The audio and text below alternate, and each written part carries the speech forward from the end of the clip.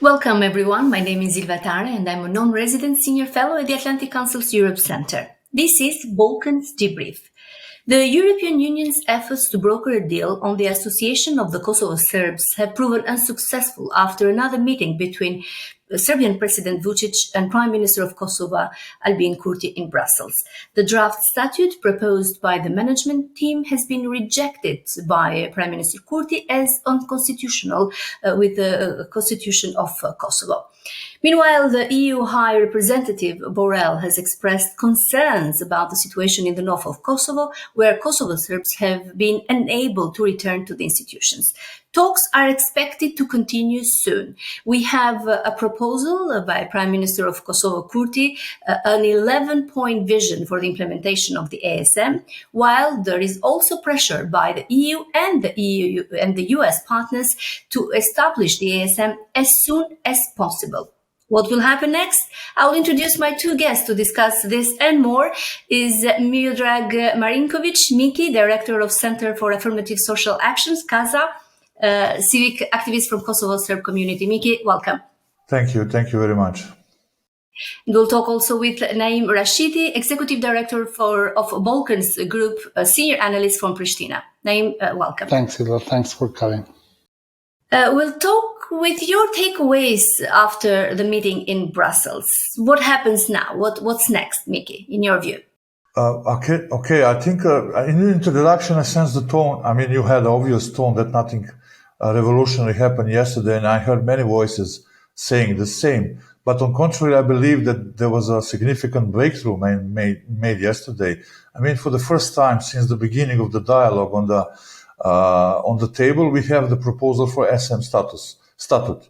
Of course, I mean, it's just the beginning of the process that will presumably lead to the compromise solution. Process will be long, but it's a start. But for the first time, now we are starting to discuss about the not the principles, but the statute and the prerogatives that should be delegated to the Association of Serbian Communities. The second impression is about the declaration of the missing person. Of course, as a value, as a reflection of the principles, we should all greet this. However, I think the crucial point regarding our declaration of missing person will be its implementation. And somehow I don't see that this declaration will lead to the changed behavior of the parties.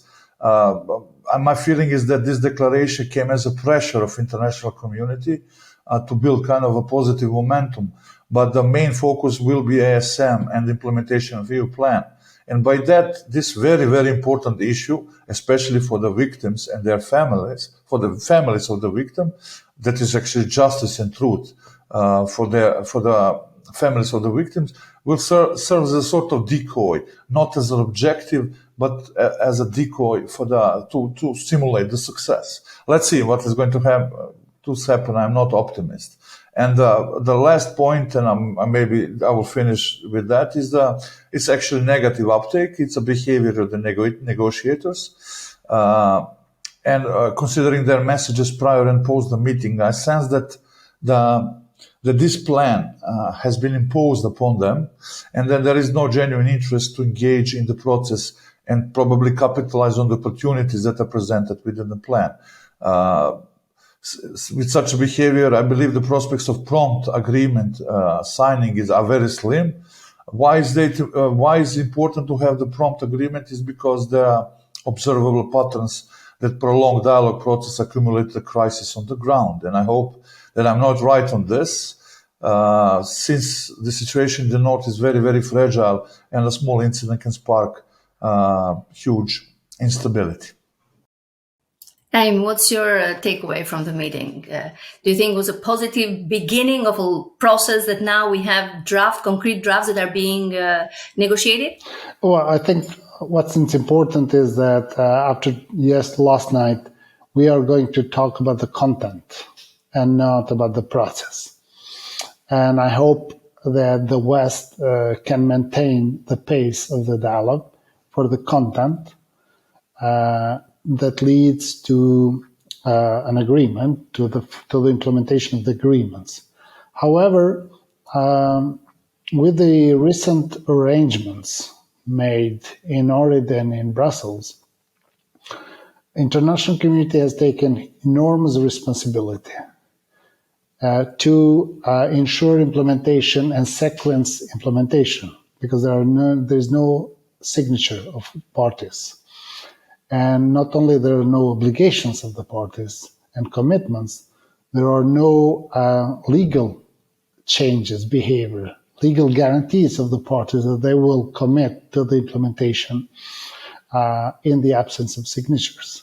So now international community is trying to compensate that by involving the EU and the whole Quint to sequence, plan, pressure on this side, put on the table this side, match two topics. They work hard to put the two topics, missing person and the beginning of the ASM together, which requires enormous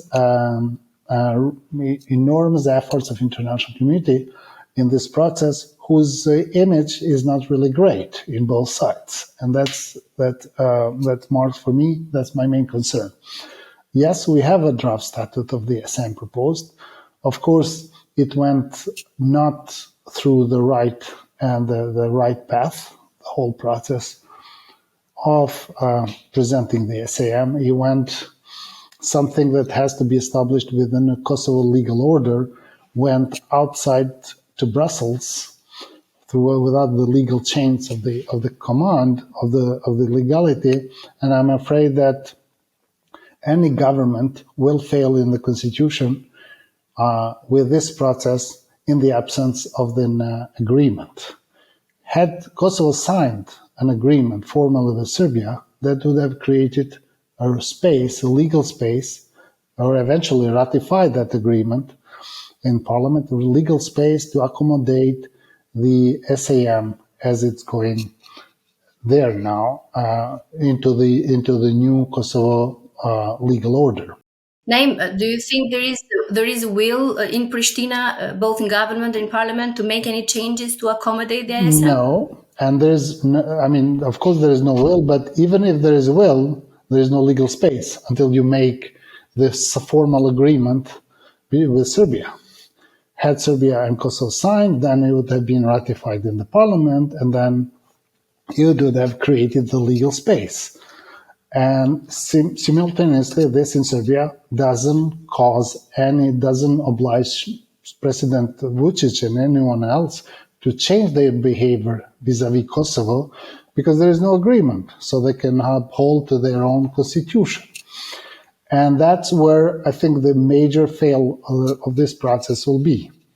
It looks paradoxical from the point of view of international community, but this is a reality that conflict resolutions require firm commitments and legal commitments of the parties in the conflict, so in order to conclude the conflict. Now, this is not only the fault of the whole international community. Pristina and Belgrade have failed to implement the agreements, and had Kosovo governments implemented the SAM on time, they would have had much less problems nowadays. Okay, so the dialogue served only one purpose, the Kosovo, to fight domestically, politically, and to deteriorate the process of the state building, and it served Belgrade to buy time vis-a-vis Kosovo and international community. But where are we now? Now I think we are in the process where international community will have to play critical role by pushing parties to do bits by bits, implement incrementally, move from one stage to another stage, and hopefully will come to a point when there is a satisfactory implementation and change of realities on the ground and on the relations between the two parties. The major problem that has been always, and then it is now, it's going to continue because international community is not paying attention to it. There is no normalization of relations between the two countries, between the two governments, between two entities. SAM and all other aspects should derive from all this, the good building up relations of the two countries to governments that have been in conflict for very long, and trying to fix the problems through the back door, through SAM, which is very important, by the way. I'm not saying it's not important, and managing the situation in the north, stabilizing the north, bringing the Serbs back to the institutions, further integrating the Kosovo Serbs. It's all good, but this will have very little limited impact or no impact if it's not matched with normalization of relations, if it's not matched with improved relations and recognition of jurisdiction, sovereignty, and establishing good neighbor relations between the two. Miki, do you think it's possible to have a framework and a timeline for the Association of the Serb community within adhering to the Kosovo constitutions and the European values as the Kosovo government insists? Or you are also, you share the opinion of Naim also, that the legality of the whole situation will make the process collapse in the end? What's your view? What's your take? I mean, this is a quite complex process. I mean, yesterday we see that one of the milestones for the roadmap has been accomplished, and this is a presentation of the statute by the management team, which now opens the door for the further sequencing that include Article 1 and 8, if I remember correctly. This is the mutual recognition of documents, national symbols, etc., etc. So we can say that the process has started. It can lead to some developments on the ground. It can lead to some, if there is a political will, it can lead to some concrete steps in direction of normalization of relations between Serbia and Kosovo. But how fast that will be, I'm not so sure, and I'm pessimist, sharing the opinion of colleague Naim. I'm not that optimistic that it's going to be a prompt process, and that will be within the framework reflected in the roadmap for the implementation of the European plan. I mean, process just started, and there are quite a few landmines along the way. I mean, we saw yesterday the first one. There was a kind of a legal battle or diplomatic battle to nominate the platform to discuss. We saw Serbia was laying down the proposal deriving from the 2013-2015 agreement. On the other hand, Kurti came up with the new 10+1 principles that are, I presume, are starting a negotiation point of the both parties. Now, the second step will be to negotiate the solutions between those two positions to identify the competencies of Association of Serbs Municipalities. And we are in a specific situation here because I don't think that now the imperative of European Union is to have Pristina and Belgrade mutually agree upon acceptable solution. And I think now the point for the negotiator and the objective of the negotiator will be to persuade the mediators, United States and the European Union, given the revolution of their role in the process that came from mediator to the direct implementer. It is clear that the chances for reaching the agreement are as high as the resolution of international community to apply necessary pressure on the parties to bring them to the agreement. And that might take a bit longer than we expected. And then on the end, there is something that Naim was just touching the base on. There is a third step. I mean, you have this, according to the plan for implementation of EU proposal, Kosovo need to undertakes to ensure the legal sustainability of agreed statute and approves it by passing a decree. I think it's specifically mentioned the decree, and this is, I presume, is going to be with the given political power distribution in Kosovo going to be complex and time consuming process. So with all that in mind, I think the current framework is probably not too optimistic, but for me that's okay, as long as this prolonged process leads to desired solutions, and as long this prolonged process does not produce the crisis on the ground. And I think promptness, rush should not be objective of this process, but a thorough, applicable compromise solution that will work for the both parties. Miki, since you are you're a member of the Kosovo Serb community in Kosovo, can I ask you what's your read, what's your thinking on the fact that one of the main sticking point on this ASM establishment is the fact that Kosovo government insists on not to have executive powers, and the negotiators have said that it shouldn't have executive powers. And in the 11-point vision introduced by Kurti, we see that it's mentioned cooperate, part of consultant, or in the council, consultative council. What do you think that will be enough for the Kosovo Serb community there? What would be the best structure, the best framework that they will feel safe and respected? Okay, that's a very easy question to answer. I mean, living in Kosovo for 20 years now, and working more or less all these 20 years on advocating for the rights of the communities. I saw the pattern, and the pattern is whenever the Kosovo government holds the keys for implementation of the certain mechanisms, rights of the non-majority community, there is always an obstacles and there is always a problems with its implementation. So, in essence, what Serbs need, and we can talk about how to reach there, what Serbs need is a functional self-governance, in a sense. And what does it mean? That some of the crucial decisions that are basically important for the everyday life, in national identity, functioning of the institutions, are actually prerogatives given to the Serbian community without possibility that Pristina interferes. And this is the essence of the autonomy sense in that way. It can be on the Kosovo law, based on the Kosovo constitutional law or order. That doesn't matter. The essence is that Pristina cannot interfere in fulfillment of these rights. And you were mentioning this 10 plus 1 points of Prime Minister Kurti. Unfortunately, I got them just 10 minutes before we were started to record, and I didn't have the time to look closely in it. But at the first glance, I can say that this proposal mainly leans on the existing mechanisms, because it made a reference of the Council of Communities, CCC. Then some financial arrangements that enables the municipalities to be funded by Serbia, etc. These are all existing mechanisms. And self-management framework, yeah. Yes, these are self-management framework is not, but that's something new. But let's see what does it mean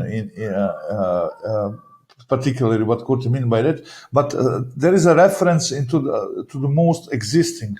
Mostly they are reference to the existing mechanisms that by now prove to be dysfunctional and prove to be not sufficient for the Serbs to enjoy their rights. For example, take as example Consultative Council of the Community. I've been involved on several occasions in the work of this body. I can tell you that their competencies are reduced basically to I don't know. They don't have. There is no will that Kosovo government, and I say that also as well by the Serbian political parties, then there is no will to use these mechanisms as a framework in which some of the important issues will be discussed and some of the required solutions will be developed. So I consider this 10 plus 1 point as a starting point for the Pristina side.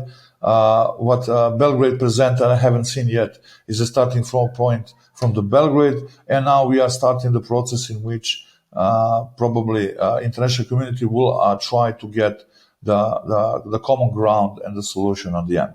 Naim, have you been able to have a look at this plan proposed by Kurti? I mean, yeah, I've seen different documents. I've seen the whole working. Did you see the draft statute proposed by the management team? I have seen that before too. Yeah. What do you think? Look, there are certainly major problems when it comes to interethnic relations or integrating of the Kosovo Serbs into the Kosovo system, while preserving their identity.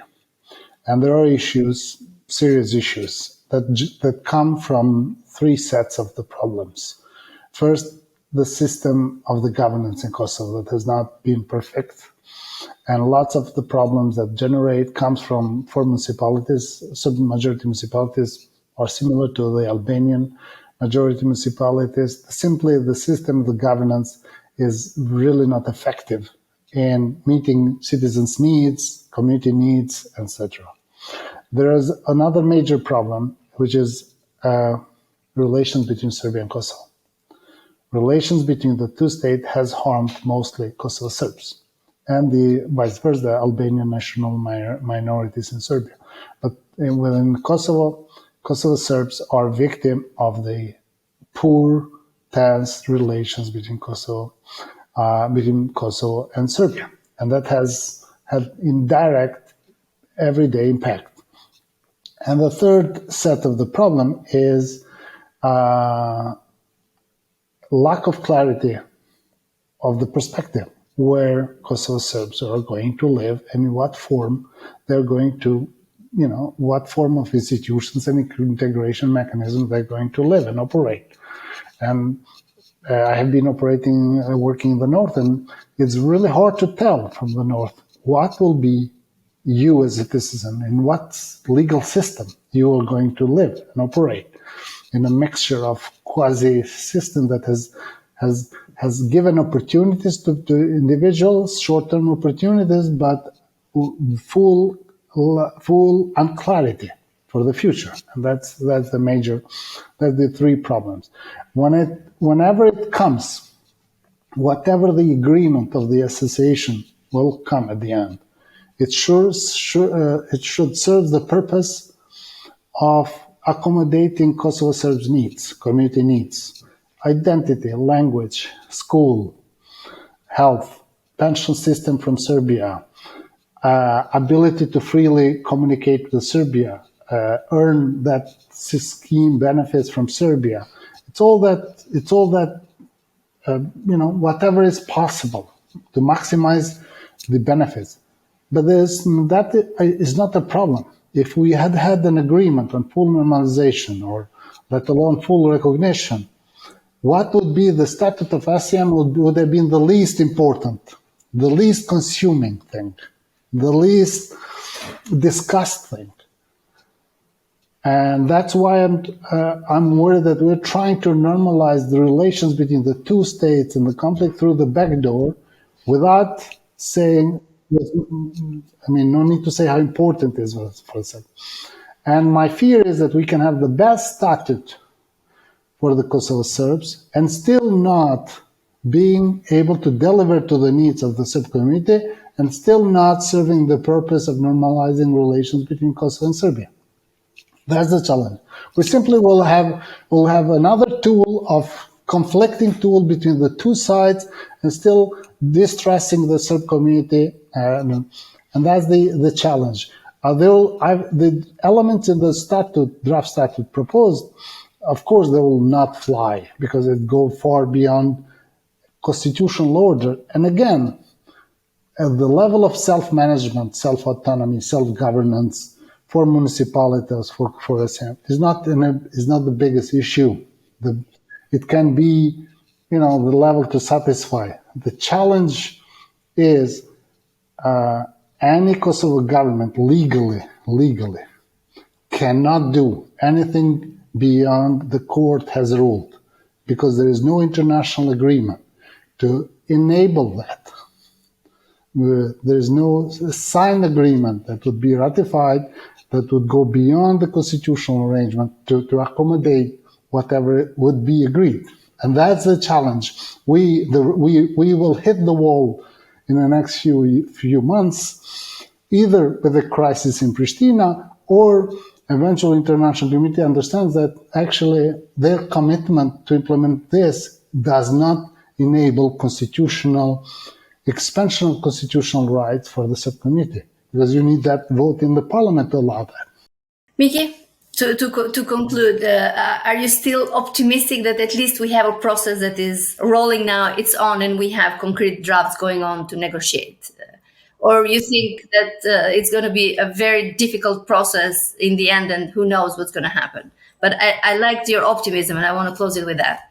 I mean, there is an optimism because, of course, there is something that happened for the first time yesterday, and we had this initiation of the talk on how we haven't had that for many years, and that's optimistic thing. The process will be long. The process will produce some risk. This is of course very obvious, but at least it started.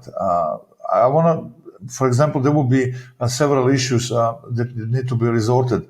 First one that I am glad, and that's another positive uptake from yesterday, is that there was an attempt of EU to talk about the return of the Serbs, Kosovo Serbs into the institutions in the northern Kosovo. And I think that's one of the main conditions in order to proceed with the normalization process. That includes police, judicial system, and that includes the political agreement on the local administration and probably a repetition of the elections. I'm just guessing what would be the proposal from EU side. So there will be a problem. So the problem is also, Naim shortly mentioned that the problem is also in the conscience of the people in the northern Kosovo, expectations from the Association of Serbs Municipalities. They believe that this is going to be the bubble that will prevent any kind of direct contacts between them and the Kosovo government, which will never be the case, no matter what the competencies of association will be. And that attitude comes from the constant propaganda that is coming from Belgrade, and that this kind of patriotic media spins that come from Belgrade, persuading Kosovo Serbs that Belgrade will support their agenda and their views. And their views, unfortunately, were heated up in 2018 when the plan for the territorial exchange emerged. And ever since, this is a kind of a hidden and a clandestine dream of the people in the north. And of course, the reality is completely different. And I had a kind of awakening call at the moment when the barricades were lifted, because at that point they thought that what Serbia is doing is offering them support to create a reality on the ground that will serve as an affirmative point for the reinvigoration of the idea of the territorial exchange. This is, of course, not going to happen, and one of the main challenges will be to actually now restore perception of the people in the north that they're going to live under the Kosovo constitutional framework, because neither of one of these solutions is actually offering anything else, including the Belgrade proposals. Thank you very much for talking to Balkans Debrief. We will be following the process and the negotiation and the establishment of the ASM if and when that will happen. Thank you very much.